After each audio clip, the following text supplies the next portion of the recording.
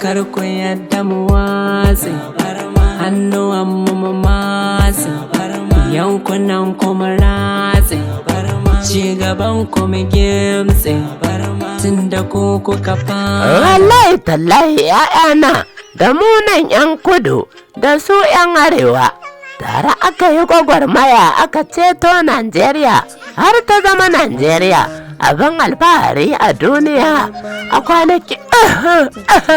kwanakin baya.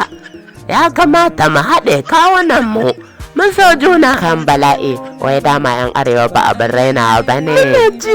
Babu shakka yara, Najeriya ɗaya ce tilo mai tarin albarkatu na ƙasa, ko masu bincike sun tabbatar da cewa da za a sami zaman lafiya da haɗin kai da an wuce wannan abin. Allah ya haɗe kawunanmu. Amin yannan.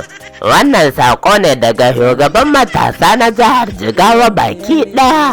Allah ya haɗe kawunanmu. Amin dadi, amin dadi. Bacci nake ji.